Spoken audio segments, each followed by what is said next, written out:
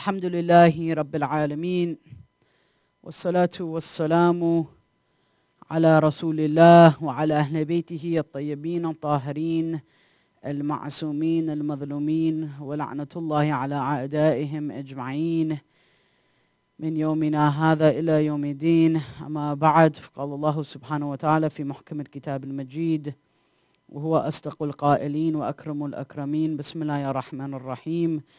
ووجدك ضالا فهدى. صدق الله العلي العظيم.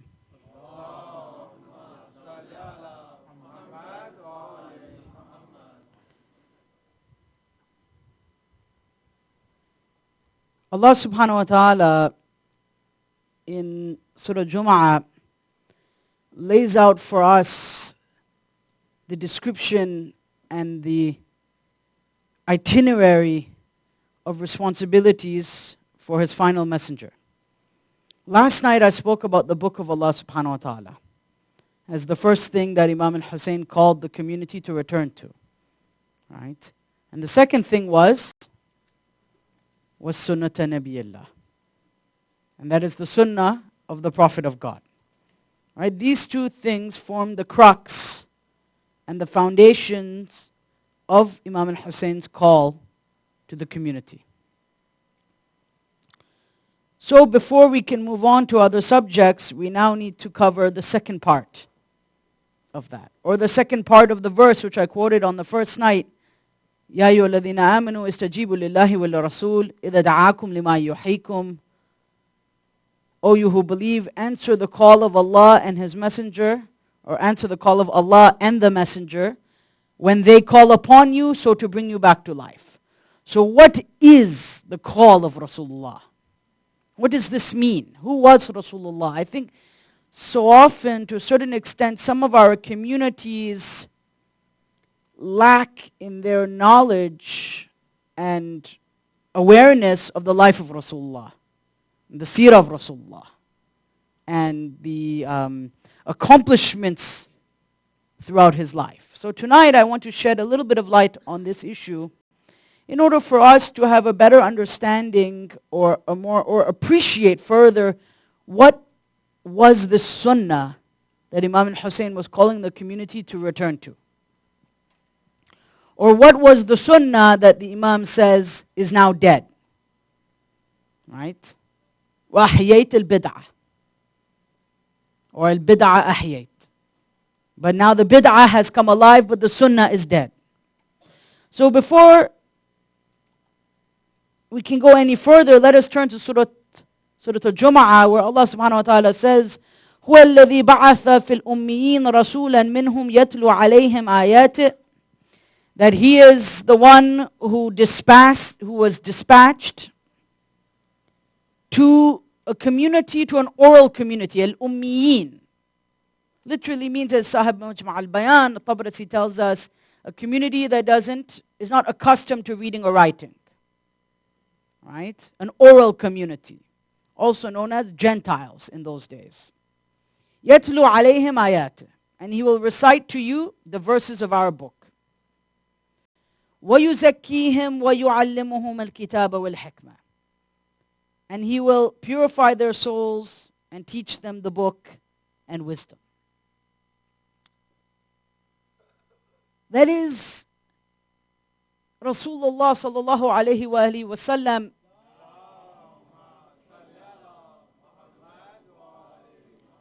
One, it says minhum. He was one of them, from among them. He wasn't an angel sent. He was a human being in the sense of being human like them. He understood who they were. He understood their likes. He understood their dislikes. He understood what made them happy, what made them sad. He understood their kind of food that they ate, the kind of food that they did not like. Minhum. This is, of course, a mercy of Allah subhanahu wa ta'ala. And at another level, He was a human being just like any of us, in the sense of Him being human only. In the sense that He has bodily functions like other human beings. He cries, He smiles, and frowns like other human beings, albeit for very different reasons than we do. But He does. This is a meaning of minhum. We have to understand this first meaning of the verse. And he, of course, recites to them the verses of Allah subhanahu wa ta'ala's book. And it is through the recitation of these verses, accompanied with يَتْلُ عَلَيْهِمْ آيَاتِهِ وَيُزَكِّيهِمْ, that it is through the recitation of these verses and he purifies them. What did we talk about last night? What did we talk about? Do you see how Nahj al-Balagha is now connected directly to Quran? He recites to them the verses, وَيُزَكِّيهِمْ, and now their souls are purified. Another very powerful thing. Remember we said last night, فَإِنَّ فِيهِ شِفَاءً مِنْ أَكْبَرِ دَاءٍ, that in this Quran, as Amir al-Mu'mineen says, is a healing for the greatest of illnesses. And what greatest of healers could we find in the Alameen except for Khatum al-Anbiya wal-Mursaleen?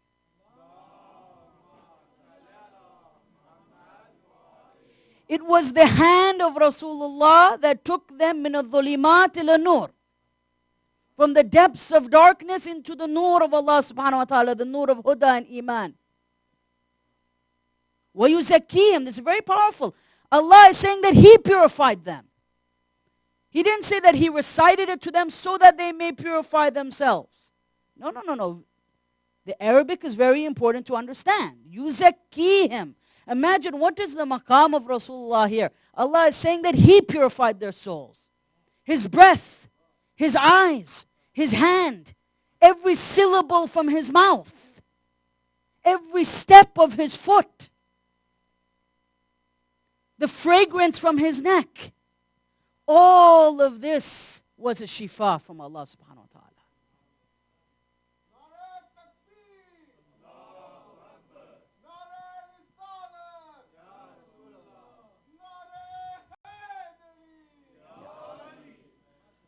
Who could claim to be the object of the tanzeel of Allah Ta'ala?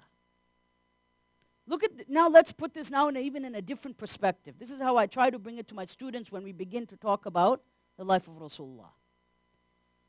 Everyone else in the community after Rasulullah had to have a teacher. The Aimma had their fathers. Right? We believe the Imama transfers to Nas, to designation.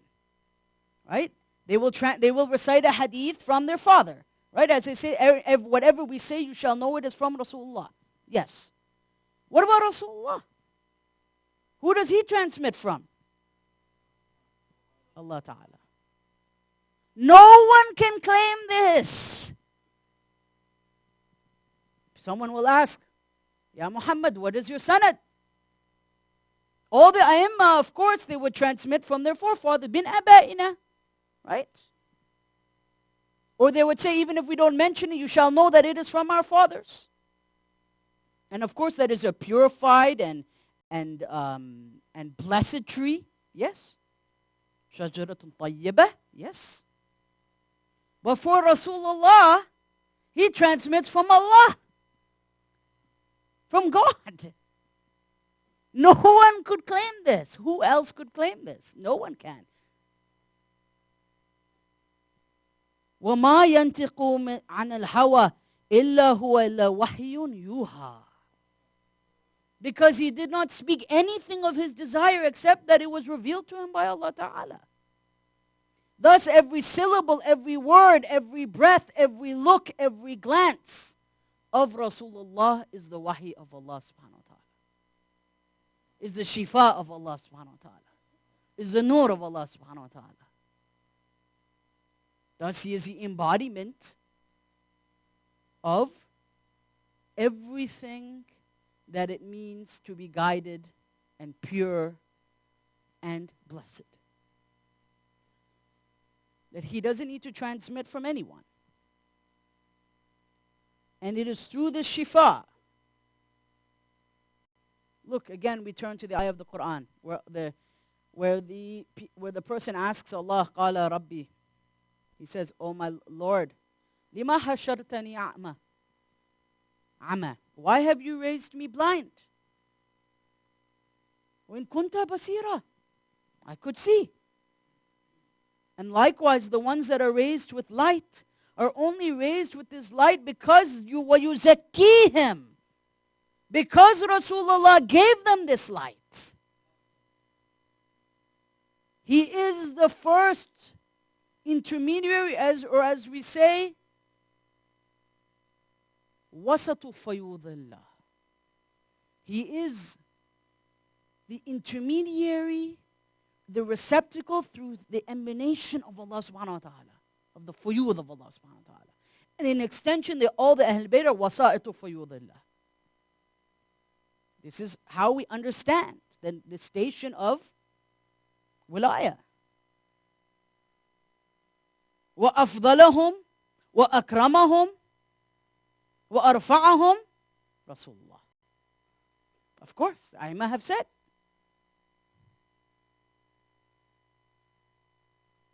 This is Rasulullah, and this is a sunnah that his grandson was calling the community to come to. Sallu ala Muhammad wa ali Muhammad.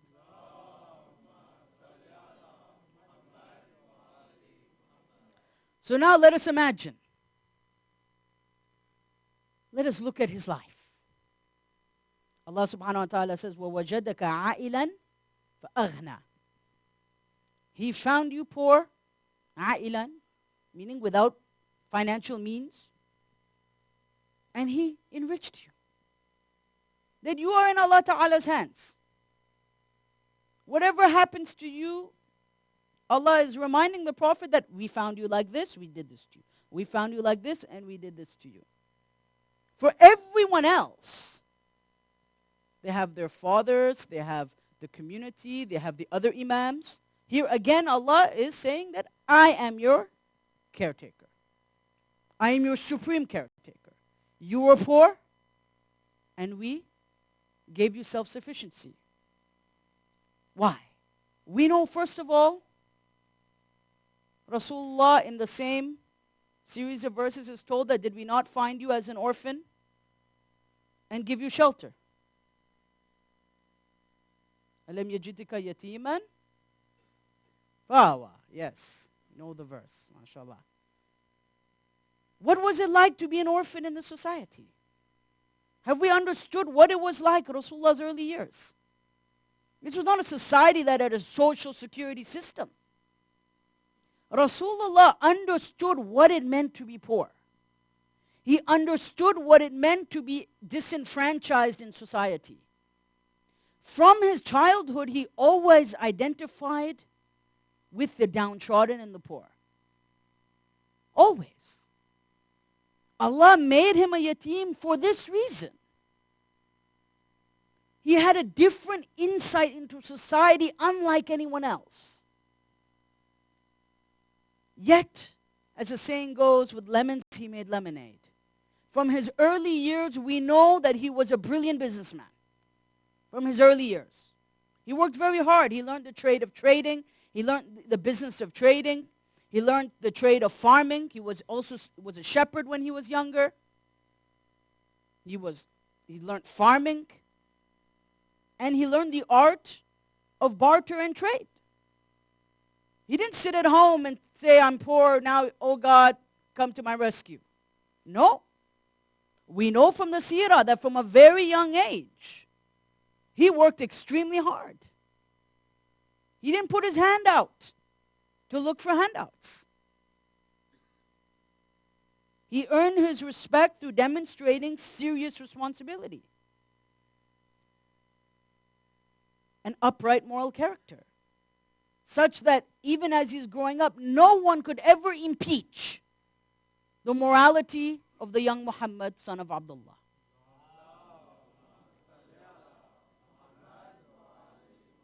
The historians tell us, Marshall Hodgson tells us, from very early on, the messenger was deeply concerned and preoccupied with the questions of how to live a serious life in truth and purity. From very early on. Remember The society of Mecca was a society in which the loyalty to one another was not based on any sacred system. It did not amount to a higher moral challenge, meaning that my friendship with you, my commitment to you, did not amount to some greater moral challenge or moral ethical calling. For Rasulullah, life was completely different. He desired something that no one else desired in that society, which was a very different kind of morality, a very different kind of ethics in comparison to his peers. By his mid-20s, he was given a caravan to take to Syria. He goes, he sells all the goods. In fact, the historians tell us that he did an amazing job. I mean, sold all the goods. Lady Khetia sent him with these goods to sell them. He did an excellent job, turned over a reasonable profit, and returned to Mecca with the goods. After which, the seerah tells us that earlier on there was discussions about finding him a wife. But there was a big problem again. Who wants to marry their daughter to a lower class economically, not socially or morally, but to an economically lower class orphan? Nobody wanted to give the hand of their daughter to him. The seerah tells us this. We know this from the biography of the Prophet. Then comes his woman. She's elder to him, according to most accounts. She's much more wealthy than him. Abundantly more wealthy than him. Well, she was actually his boss. She was his supervisor, direct supervisor. Yes. She owned the goods and he was the tradesman, right? She was the wholesaler. He was the employee. He returns, and this lady sends a marriage proposal to Rasulullah. Everyone is like, what is going on? The seerah tells us, the biographies tell us that this was highly unusual. People are like, wait a second, this is controversial. This is totally against the values of our society. Two different classes coming together. When it comes time for the Aqd to be recited, Abu Talib is there and Warqa bin Nawfal is there representing Bibi Khadija, and Abu Talib is representing Rasulullah. Imam Sadiq tells us, as transmitted in Al-Kafi, Allahumma salli ala Muhammad wa ali Muhammad, about how the first marriage in Islamic history went down. It's very interesting, because there was some snickering going on in the audience. So many people attended. It was a very large marriage. It was a big deal. Of course, a son of Abdullah and Khadija bint Khuwaylid.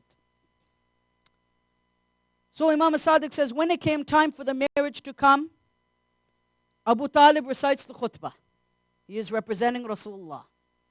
And he says, he sends all praise due to Allah, the Lord of the Kaaba. He begins to praise Nabi Ibrahim and Nabi Ismail. So much for being a mushrik. I don't know where that, it's very clear here. He's praising Nabi Ibrahim and Nabi Ismail. Allahumma salli ala. And then he says, this nephew of mine to which no man in Quraysh can be measured against him, illa rujiha bihi. That no man among Quraysh can be weighed against this man, my nephew, except that Muhammad, peace and blessings be upon him, would be preferred to him. وَلَا يُقَاسُ بِهِ رَجُلٌ إِلَّا عَظُمَ عَنْهُ. And there is no, إِلَّا عَظَمَ عَنْهُ, that there is no man who can be compared, weighed against him or compared, or you cannot even create an analogy between him and anyone else. Do you understand? You can't even make an analogy. You can't even say, you know, Muhammad is like. You cannot even say like. You can't even use the word mithal here. لا يقاس. So much for being a mushrik again. What a horrible thing to accuse, huh? SubhanAllah. وَلَا عِدْلَ لَهُ فِي الْخَلْقِ. And there is nothing akin to him. Or there is nothing that can be weighed against him in creation. In the entire khalq of Allah subhanahu wa ta'ala. This is Abu Talib, of whom another group of Muslims considers to be a mushrik. Right? They say there's a big discussion as to whether he's going to Jahannam or not. We know where our A'immah stand. This is enough for us. But then another issue came up. He doesn't have much money. She's got the goods. He's hardworking, he's smart, he can go and earn a living, but he doesn't have a nest egg. He doesn't have a wealth built up, savings built up. He's not established. By the way, this is an ishara and a lesson for everyone, huh? We claim to be followers of Rasulullah. Let's look at how the first marriage happened here. Look at what Abu Talib says. إِن كَانَ مُقِلًّا فِي الْمَالِ فَإِنَّ الْمَالِ رِفْضٌ جَارٍ وَذِلٌّ زَائِلٌ. That if your problem is that he doesn't have much money, then you should know that wealth is like a gift which strays away and a disappearing shade.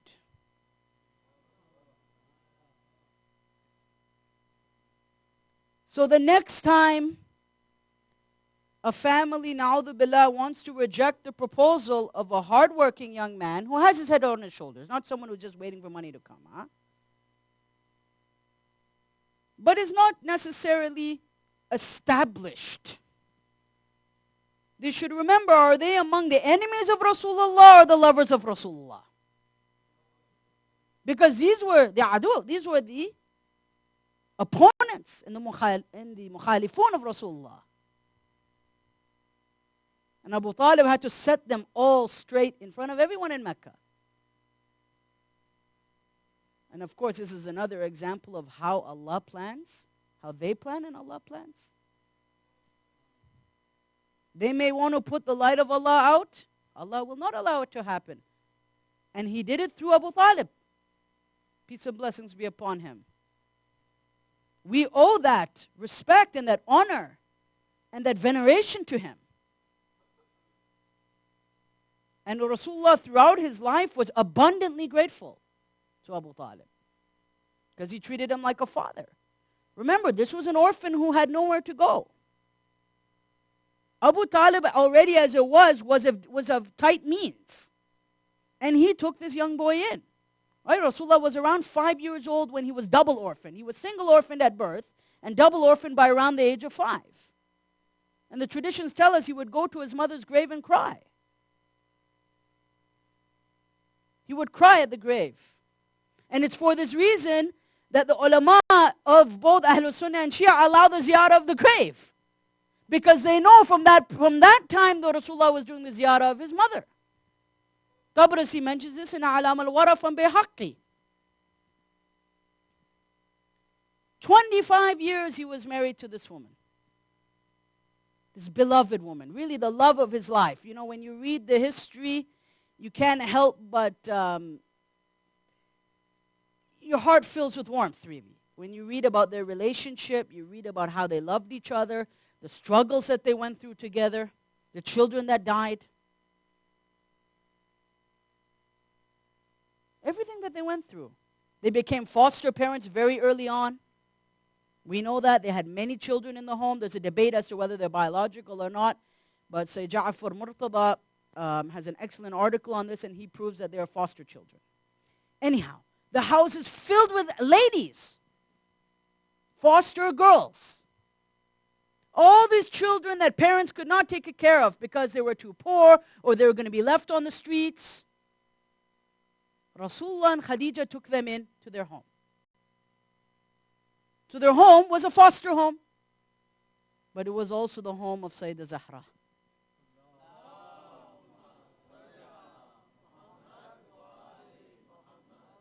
It was also the home of Zayd. And it was the home of Asadullah al-Ghalib Ali ibn Abi Talib.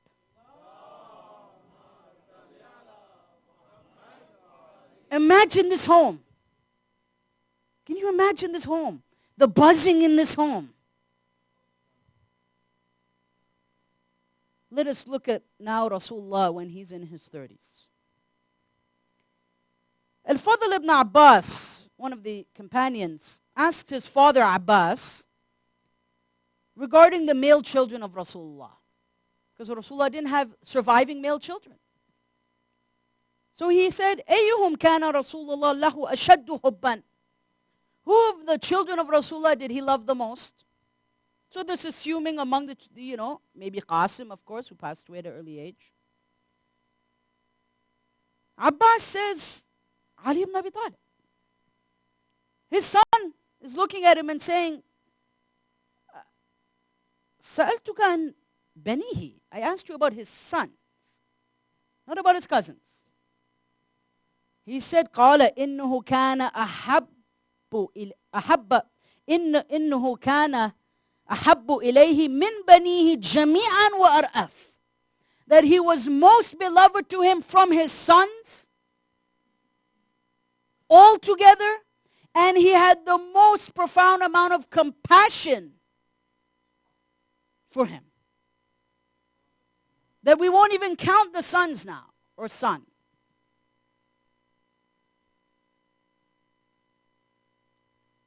وَرَأَيْنَاهُ زَايِلُهُ يَوْمًا مِنَ الدَّحَرِ وَمَا رَأَيْنَاهُ. And we never saw him leave Ali for one day in his entire life. مُنْذُ كَانَ طِفْلًا. Here we're talking about the life in Mecca. In Mecca, not Medina, in Mecca. مُنْذُ كَانَ طِفْلًا إِلَّا أَنْ يَكُونُ فِي سَفَرٍ لِخَدِيجَةٍ. Except when he was traveling for Khadija. Otherwise, we never saw him absent from his son Ali ibn Abi Talib.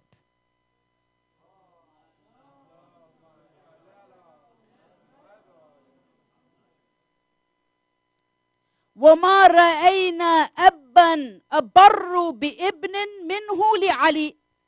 Nor have we ever seen a father who has more love and compassion. Abarra meaning just has a profound amount of respect and compassion and love and dedication to a son, except to Ali ibn Abi Talib. وَلَا إِبْنًا أَتْوَعْ لِأَبٍ مِنْ عَلِي لَهُ. Nor have we ever seen a son more obedient to a father than Ali was to Rasulullah.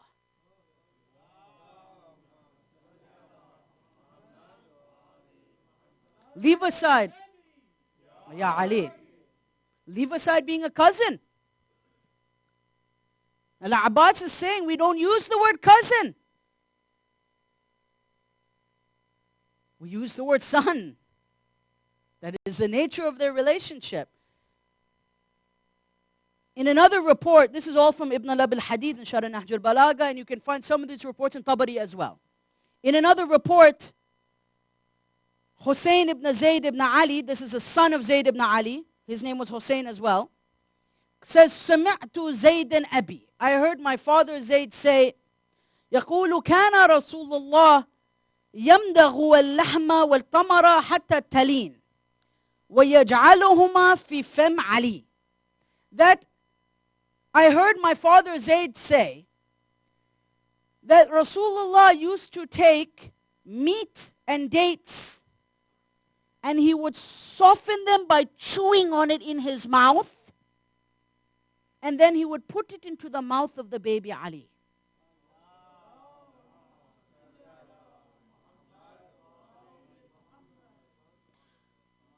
وَهُوَ صَغِيرٌ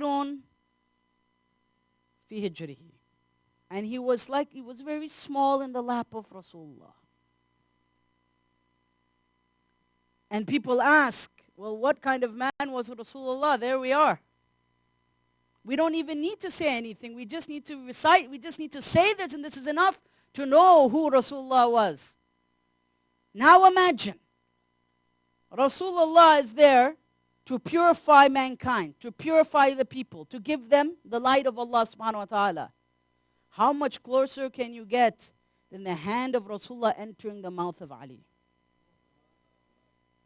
Feeding this child with his own bare hands. Who can claim this?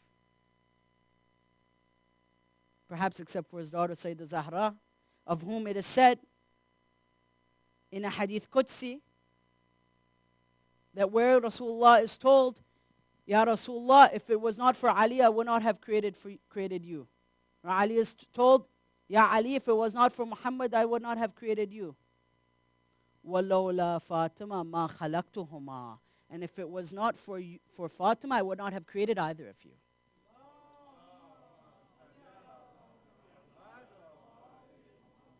لَوْلَا فَاطِمَةَ مَا خَلَقْتُهُمَا. Neither of you would have existed if it wasn't for Sayyidah Zahra.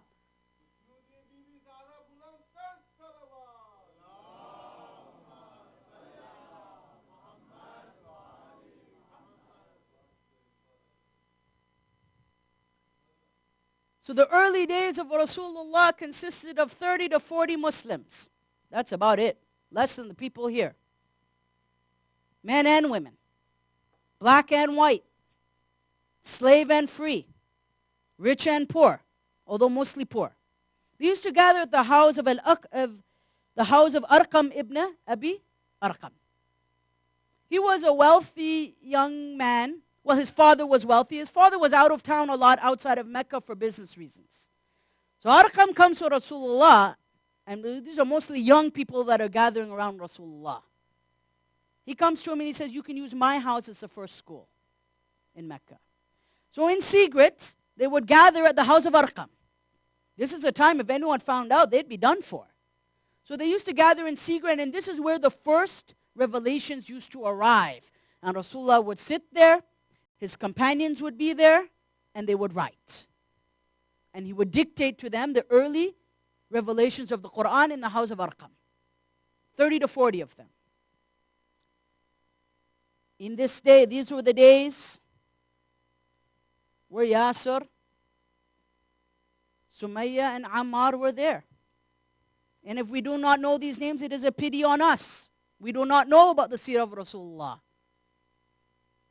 The mother, the father, and the son. And we know that the parents were killed because of them attending the durus of Rasulullah at the house of Arqam. We know that. And they were poor, they were disenfranchised, but they gave up everything to listen to the revelation of Allah subhanahu wa ta'ala. Only 30 to 40 of them. These were the very early years. And he knew that these were loyal students. And he knew that they would face a very tall order in attempting to remove the corrupt institutions of power that reigned in the city of Mecca. But all of them had a vision, and that was a life of prayer and a vision of the akhirah. You have to also remember that the early surahs are about what? Al-akhirah, mostly.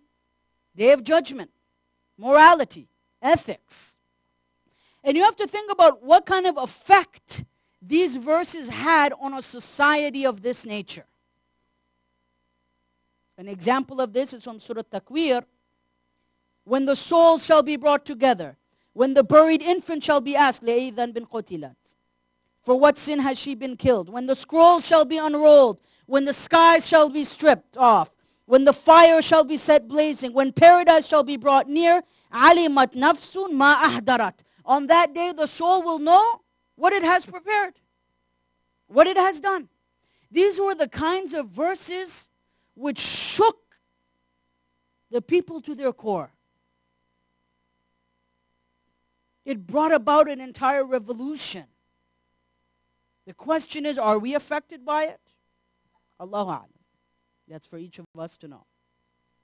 So the vision of the community was directed towards that day when every soul will finally know where it is that they stand in front of Allah subhanahu wa ta'ala. These companions, through the guidance and the light of Rasulullah, knew that a godless life was not a life worth living. That the quality of life is no longer determined by tribal affiliation, by wealth, by violence, or by the amount of drinking. In fact, in Meccan society, the man that could drink the most was generally given the most honor. Right? In fact, they have entire poetry in Meccan society. If you want to find me, come and see me in the tavern. Right? There's all kinds of poetry of this nature in Meccan society. Kind of reminds us of the society today, doesn't it? Anyhow. Yes, this is the ash'ar of the Arab. This is the ash'ar of the Arab before the coming of Islam. You can go to the books and you will see them in the pre-Islamic poetry. But for these group of black and white Muslims, poor and rich, free and slave, this was not the life that they wanted.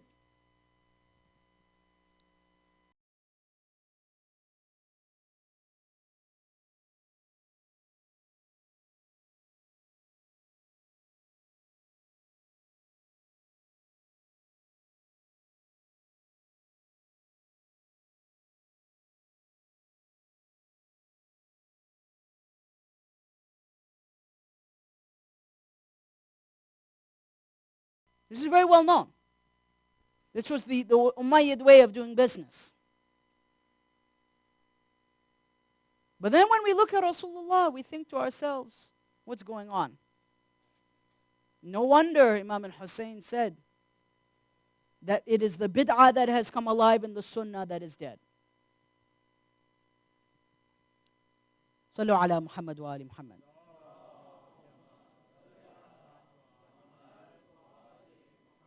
The Prophet was also described as ahlamun nas, the most halim of human beings. What does hilm mean? I really want us to understand the meaning of hilm. It means the avoidance of conflict, the seeking of reconciliation, a call to wisdom. All of these things can be described as hilm. And the Prophet is ahlamun nas. Or as Amir al-Mu'mineen says, hilm is ikmalul aql. That the aql is completed when the person has hilm. The Prophet in his own words has said, ahlamun nas alladhina idha ghadabu afu. That the most halim of people are those who when they get angry, they forgive. As Allah subhanahu wa ta'ala says, afin an nas, afin an nas, that they are forgiving of the people.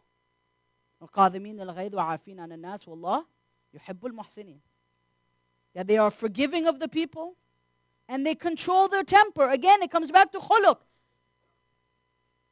أَفْضَلَ النَّاسِ إِيمَانًا أَحْسَنُهُمْ خُلُقًا. That a person who doesn't know how to behave with his family and with other people is not a mu'min. A person who cannot control their temper and cannot forgive is not a mu'min. Look at the values. These are the values of Rasulullah. These are the ethics and the morality of Rasulullah. This is what it means to be purified. Will you zaki him? How? To teach them everything that it means to be a true human being. This is a message of Islam that we need to show, that we need to spread. The fifth Imam tells us, Al-mu'min khalata amalahu bil-hilm. That the believer is the one who mixes his action with hilm. That he doesn't only believe in hilm, attend a lecture about hilm, read about hilm, but his actions are mixed with hilm. What is this hilm? The Imam says, yajlis liya'lam. That when he sits somewhere, he does so to learn. وَيَنْتِقُ لِيَفْحَمْ. And when he speaks so to impart understanding to other people. He doesn't speak nonsense. He doesn't have vain talk. Or she doesn't have vain talk. Because hilm has become a part of their life, not an idea. There's a big difference between an idea and real life. The Imam then says, وَلَا يُحَدِّثُ أَمَانَتُهُ الْأَصْدِقَاءَ. And he never reveals the secret or the trust that a friend has given to him. That if a friend entrusts to him or her a secret, he never reveals it. Because he's a mu'min. And because he's a mu'min, his actions have ilm. وَلَا يَكْتُمُ شَهَادَتُهُ الْأَعْدَاءَ. And nor does he ever withhold his witnessing before the enemies. Meaning that he will always give a true statement of events. A true account of events.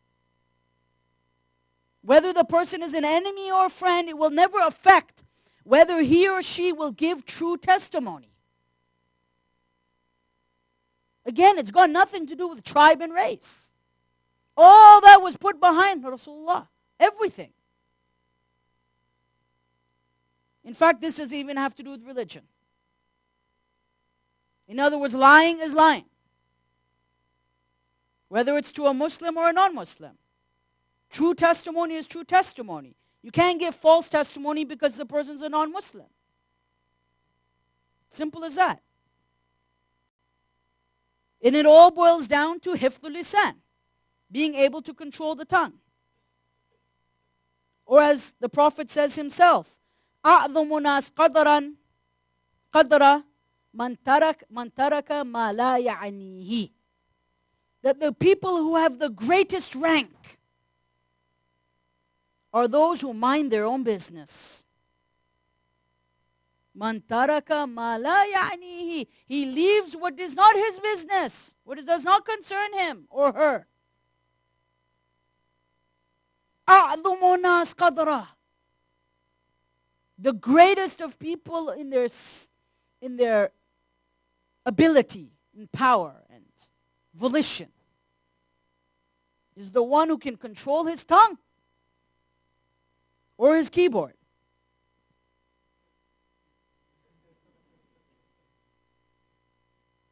Whether it's a touchpad or a different kind of keyboard. This is what it means to be a mu'min. Imagine, these are the standards of Iman.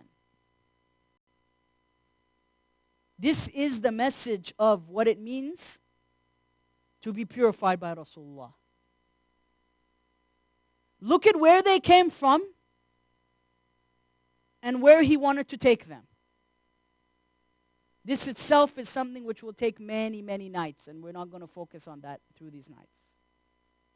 This itself, if we don't know and understand this movement, then we've not understood the Rasulullah. And then we've not understood the second fundamental part of Imam al-Husayn's call.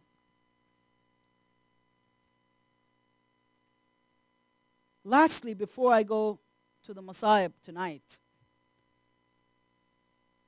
if we want to find the greatest instance of hilm in the life of Rasulullah, where do we look?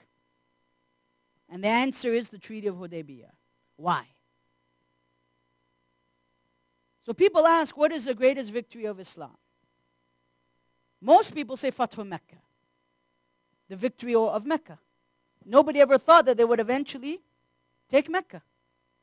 But Allah tells us in the Quran, إِنَّ فَتَحْنَا لَكَ فَتْحًا مُبِينًا, that we have given you the greatest and clearest victory. And according to nearly the universal tradition of both Sunnah and Shia, this is none but the Treaty of Hudaybiyah. Why? Is this my interpretation? No. Let us go to the historian known as Ibn Shihab al-Zuhri. Very, very important person. He says, قال الزهري لم يكن فتح أعظم من صلح الحديبية, that there was no victory greater than the Treaty of Hudaybiyah. فذلك أن المشركين اختلطوا بالمسلمين. But because of this, the polytheists would mix with the Muslims. فسمعوا كلامهم, and they would listen to their words. فَتَمَكَّنَ الْإِسْلَامِ فِي قُلُوبِهِمْ, and then Islam became empowered to enter their heart. Through dialogue, not through war. Not through violence. Not through intolerance. Not through prejudice. Through dialogue. سَمِعُوا كَلَامَهُمْ. They listened to their words because they weren't killing. أَسْلَمَ فِي ثَلَاثٍ سِنِينَ خَلْقٌ كَثِيرٌ. And Az-Zuhri says that in these years, in these 3 years, a great number of people became Muslim. وَكَثَرَ بِهِمْ سَوَادَ الْإِسْلَامِ. And because of them, the core of Islam increased. Through justice, or rather through a seeking of justice, maybe not perfect, because the Prophet had to compromise, but through a peace, through a negotiation, through the road of arbitration. This was always the preferred route. Today the Muslim world is backwards. Why today? After the death of the Prophet, they went backwards. Sallu ala Muhammad wa ali Muhammad.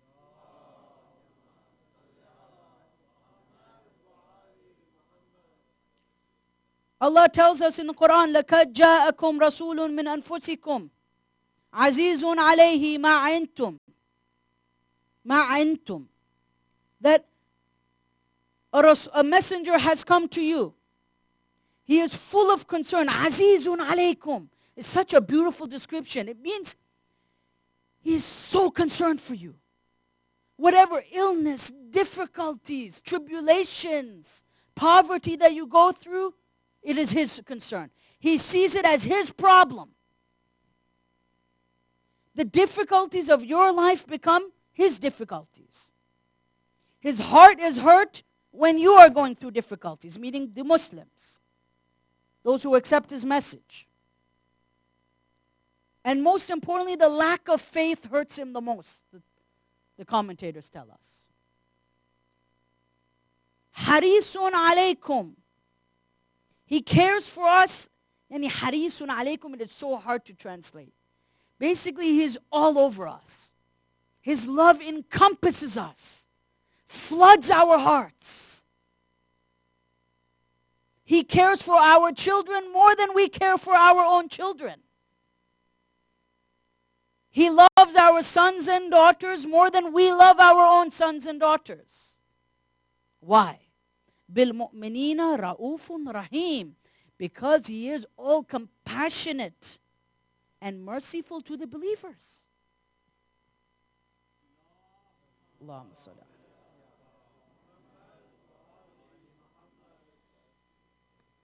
And now imagine today I read an article, Iraq bomb attacks leave 34 dead. One coffee shop and a checkpoint, 34 people dead in suicide bombings. Car bombing and a suicide bombing. Imagine how Rasulullah feels. Harisun alaykum bil mu'mineen ra'ufun rahim. Where has the ummah gone? Where have the Muslims gone? Look at the description of Rasulullah in the Quran. Where is the mercy? Where is the compassion? Where is the reconciliation? Where is the arbitration? Where are the peace treaties? This was a treaty between mushrikeen and the Muslims. Leave aside Muslims. هذا بين المسلمين. This is wallahi the greatest musibah.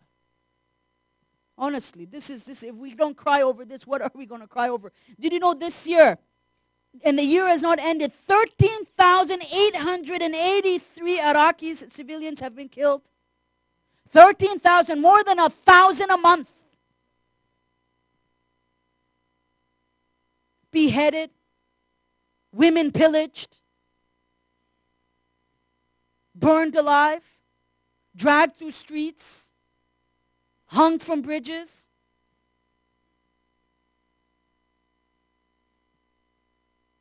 Most of them for just saying, Ashhadu anna Aliyun waliyullah. Slaughtered like animals. Yet the Prophet says, Harisun alaykum. Bil mu'mineen ra'ufun rahim. Where is the compassion? Where is the mercy?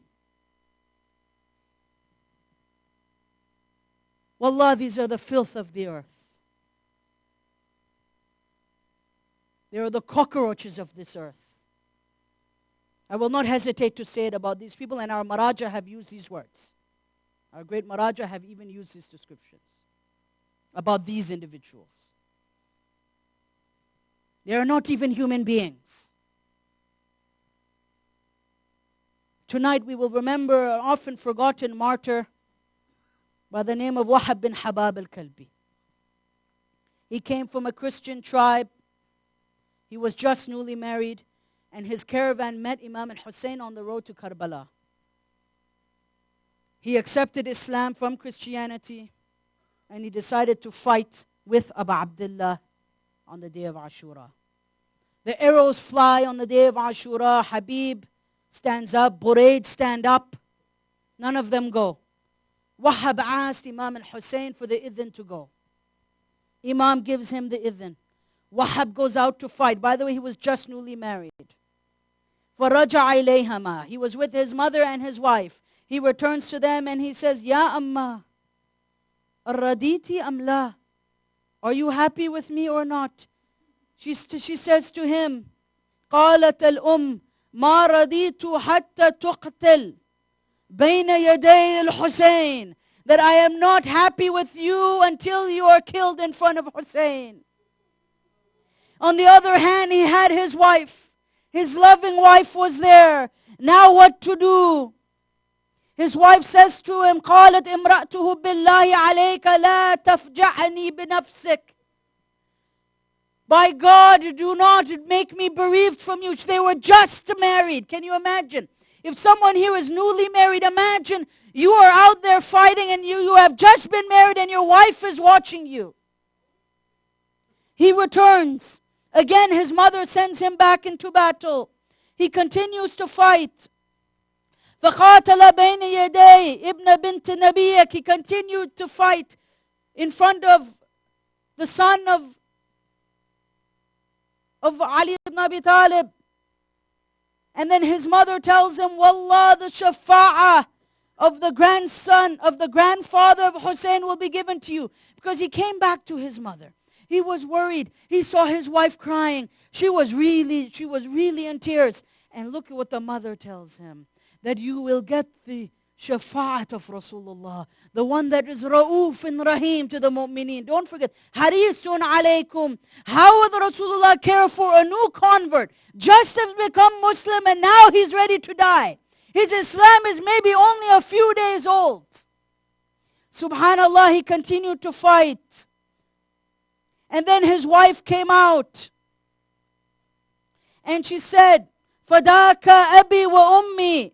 She says that and now his wife even changed her mind. She said, may my mother and father be sacrificed for you. Subhanallah, he continued to fight. But she was so sad. It says, فَأَخَذَتْ بِجَانِبْ ثَوْبِهِ. She grabbed onto his jubba. He's dragging her on the sand. Can you imagine? She doesn't want to let go of him. فَقَالَ الْحُسَيْنِ جَزَيْتُ مِنْ أَهْلِ بَيْتِ خَيْرًا. Imam al-Hussein attempts to console her.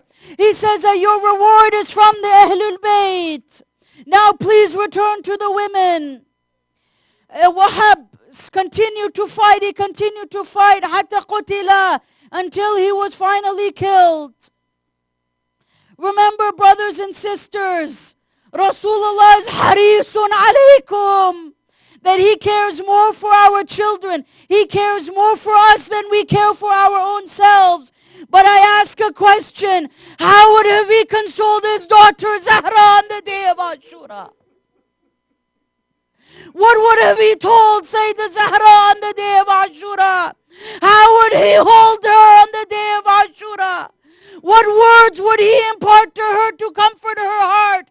There was nothing to, because it is told that the screams of Zahra, that even the angels that were doing the tasbih of Allah began to cry. When Zahra began to scream, Jahannam and Jannah began to cry. Everything began to cry. Rasulullah could not console her. It is impossible. It is not possible for Rasulullah to console Sayyidah Zahra. The Imam of the time tells us, he says that when the messenger of death arrived to Rasulullah, he says, قُتِلَ سِبْتِكْ وَفَتَاكْ, that your grandson and youth have been killed. وَسُبِيَتْ بَعْدَكْ ذَرَارِيكْ, and your family has been taken prisoner. وَاسْتُبِهَا أَهْلُكْ وَهِمَاكْ, and your family and your progeny, where they have been made halal. Imagine the blood of Ahlul Bayt. The women of Ahlul Bayt have been made halal. Imagine today we cry for the women of Iraq, for the women of Mosul. Imagine Sayyidah Zainab. Imagine the women of Ahlul Bayt having their makhna ripped from their face. If we think it is a musibah in Mosul today, in Halab, in the places where the scum are ripping the clothes from the women of Ahlul Bayt, imagine the daughters of Ahlul Bayt. What could Rasulullah do? وَوَقَى الْمَحْذُورِ بِعْتُرَتِكَ, with the weak, calamity has fallen upon you, Ya Rasulullah. فَأَنْزَعَجَ الرَّسُولُ وَبَكَى قَلْبُهُ الْمَهُولُ. And the heart of Rasulullah is terrified by this news. وَلَعْنَةُ اللَّهِ عَلَى قَوْمِ الظَّالِمِينَ وَسَيَعْلَمُ الَّذِينَ ظَلَمُوا أَيُّ مُنْقَلَبٍ يَنْقَلِبُونَ. مات Hussein.